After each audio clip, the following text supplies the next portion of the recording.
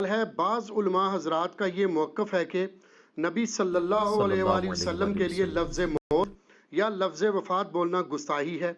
ان کے نزدیک سب سے مناسب لفظ وصال ہے۔ پاکستان میں گستاحی کے فتوے کا سیدھا مطلب ہے کسی پر آئین پاکستان کی دفعہ 295 سی لگانا، بلکہ بعض متعصب علماء سو تو آپ کی ویڈیوز کو سیاق و سباق سے ہٹا کر آپ پر بھی اس قسم کی دفعات لگانے کی مذموم کوشش کر رہے ہیں۔ اس حوالے سے آپ سے گزارش ہے کہ عوام الناس کی اصلاح کی خاطر دین اسلام کا صحیح چہرہ قرآن و سنت کی روشنی میں کھول کر بیان فرما دیں۔ جزاک اللہ خیرہ۔ جزاک اللہ خیرہ و احسن الجزا۔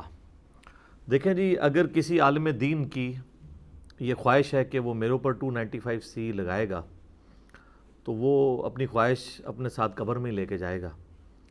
ہمیں ان لوگوں کی یہ شریر حرکتوں کا پہلے ہی پتہ تھا کہ جب بھی کوئی دعوت حق کی آواز اٹھتی ہے تو یہ اس قسم کی ایکٹیویٹی پرفارم کرنے کی کوشش کرتے ہیں۔ تو میں نے تو ان کا سد باب اللہ کے فضل سے 2009 میں ہی کر دیا تھا۔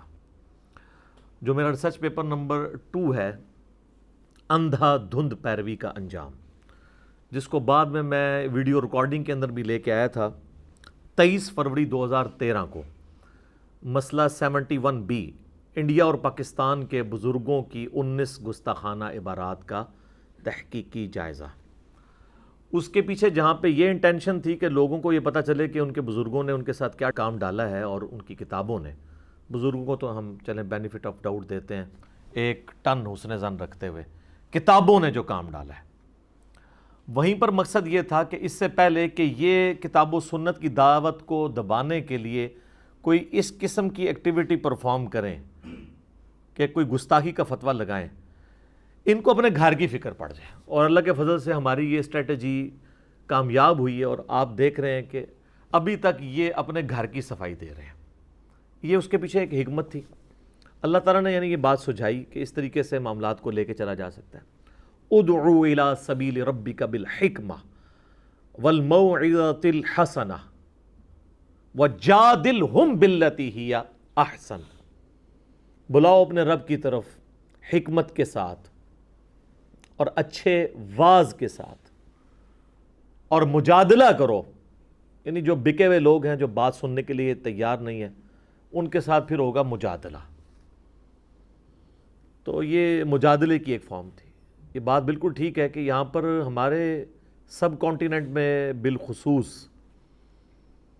اور اس میں بھی ہمارے یہ جو مین ملک ہیں انڈیا، پاکستان، بنگلہ دیش، بلکہ افغانستان بھی اسی میں شامل کر لیں، یہ 4 ملک جو ہیں اس میں لوگوں کی مینٹیلٹی یہ ڈیولپ کی گئی ہے کہ کوئی بھی ایسی بات جو آپ کے عقیدے سے ٹکراتی ہو، آپ نے یہ نہیں دیکھنا کہ یہ کوئی بات کرنے والا کتاب و سنت کی دلیل دے رہا ہے یا نہیں دے رہا، وہ جو مرضی کر لے، آپ نے اس عقیدے کو اپنے بزرگ بابوں کے عقیدے کے ساتھ میچ کرنا ہے۔ اگر تو اس کے مطابق ہے تو پھر آپ نے کہنا ہے سبحان اللہ، اور اگر اس کے مطابق نہیں ہے تو آپ نے پھر یہ کہنا ہے کہ یار یہ میرا دل نہیں مانتا یہ بات ٹھیک ہو، میرا وجدان نہیں کہتا، یار یہ عشق کے اندر یہ بات نہیں آتی ہے، یہ گستاخی والی بات ہے۔ تو ظاہر ہے کہ ہر وہ بات جو ان کے عقیدے سے ٹکرائے گی وہ اس کو گستاخی سمجھ رہے ہوں گے۔ مثلا اگر ہم کرسچن سے کہیں کہ حضرت عیسیٰ علیہ نبینا علیہ الصلاۃ والسلام ایک انسان ہے، وہ اللہ کے بیٹے نہیں ہے، تو وہ کرسچن جو انہیں خدا کا بیٹا مانے ہوئے ہیں کیتھولک، اور وہ کرسچن جو انہیں خدا مانے ہوئے ہیں پروٹیسٹنٹ، وہ تو کہیں گے انہوں نے شان ہی گھٹ کر دی، ان کی گھٹا دی ہے، کم کر دی ہے، تو گستاخی پہ اتر آئیں گے۔ یقین کریں ہم تو عیسیٰ ابن مریم کے بارے میں جو قرآن میں آیات ہیں، اللہ سے تو بڑھ کے ان کی کوئی عزت کرنے والا نہیں ہے نا۔ وجیہن فی الدنیا والآخرہ، اللہ نے کہا ہے ان کو کہ دنیا میں بھی اور آخرت میں بھی اللہ کے حضور وجاہت والے ہیں اور مقربین میں شامل ہیں۔ وہ عیسیٰ ابن مریم جن کے بارے میں اتنے زبردست الفاظ ہیں قرآن میں، ان کے معجزات کا ذکر ہے، 25 دفعہ ان کا نام آیا ہے، ان کے بارے میں جب توحید کے حوالے سے اللہ تعالیٰ ڈسکشن کرتا ہے تو جو الفاظ استعمال کرتا ہے وہ تو یہ لوگ سن نہیں سکتے، ان کے کانوں سے دھواں نکل جائے گا کرسچنز کے۔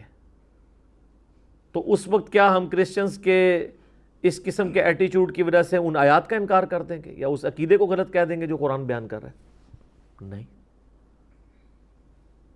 اللہ تبارک و تعالیٰ نے کس لیول پہ اتر کے باتوں کو سمجھایا ہے کہ کوئی بالکل ڈل دماغ بندہ بھی ہونا اس کو بات سمجھ آ جائے.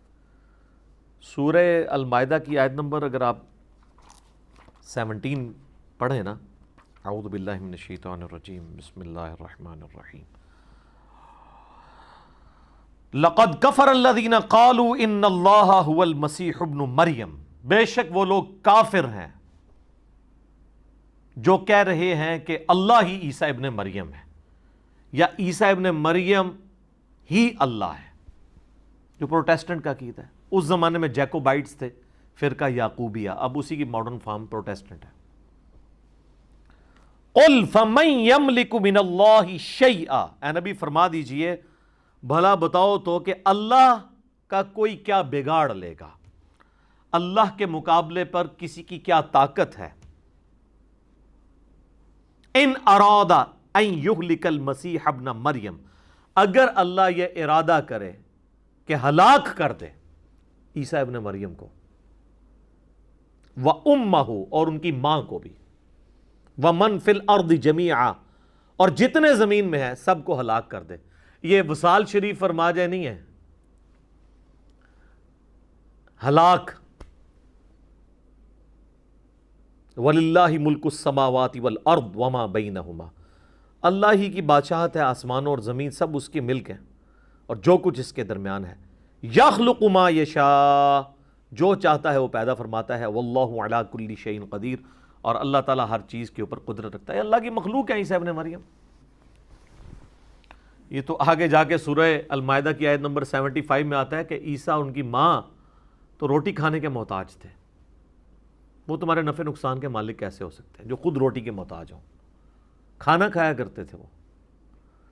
تو جب توحید کی باری آئے گی پھر اس قسم کی گفتگو ہوگی کہ جس سے لوگوں کو یہ شائبہ ہوگا کہ انبیاء کی توہین ہو رہی ہے.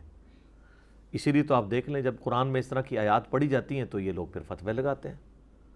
حتیٰ کہ فقہ حنفی کی یہاں سب کانٹیننٹ میں بڑی معتبر کتاب ہے بہار شریعت، اعلیٰ حضرت احمد رضا بریلوی صاحب کے جو خلیفہ ہیں مفتی امجد علی، انہوں نے یہ لکھی ہے. آپ اس کا شروع کے چیپٹر کھول کے پڑھ لیں. انبیاء کے بارے میں عقیدہ، اس میں انہوں نے کلیئر کٹ لکھا ہے کہ قرآن میں جن آیات کے اندر اللہ تعالیٰ نے اپنے نبیوں کے اوپر عتاب فرمایا ہے کسی معاملے سے، ان سے ناراضگی کا اظہار فرمایا ہے، تو یہ بندے اور اللہ کا معاملہ ہے. کسی کو ان آیات کو درس دینے کی یا اس کو ڈسکس کرنے کی ضرورت ہی نہیں ہے. استغفر اللہ تو بولی. They are trying to teach their God, their Lord, their اللہ. وہ اپنے اللہ کو بھی ٹیچ کر رہے ہیں کہ بھئی یہ صرف عربی میں تلاوت کرنے کے لیے اس کا درس نہیں ہو سکتا. جبکہ اس کے برعکس اگر آپ سورہ الاعراف میں جائیں گے جہاں پہ ڈیٹیل کے ساتھ قصہ آدم اور ابلیس بیان ہوا ہے، وہیں پر یہ دعا بھی آئی، ربنا ظلمنا انفسنا وان لم تغفر لنا وترحمنا لنکونن من الخاسرین. وہیں پر آگے چل کے یہ آیات بھی آئیں گی کہ اللہ تعالیٰ فرماتا ہے سورۃ الاعراف کی آیت نمبر 27 کے اندر کہ ہم نے جو قصہ آدم اور ابلیس قرآن حکیم میں آلموسٹ 7 دفعہ بیان ہوا ہے، اور اس میں جو ڈیٹیلڈ پورشن ہے نا ان میں سے ایک پورشن یہ سورۃ الاعراف والا ہے. تو اس کی آیت نمبر 27 میں اللہ تعالیٰ فرماتا ہے کہ یہ مقصد کیا ہے میرا اس کو بیان کرنے کا، وہ بھی سن لو. کل کو کوئی آ کے اس کو بیان کرنے کو حرام نہ قرار دے دے. اللہ کو تو پتہ تھا یہ لوگ کیا کام ڈالیں گے. اعوذ باللہ من الشیطان الرجیم، بسم اللہ الرحمن الرحیم.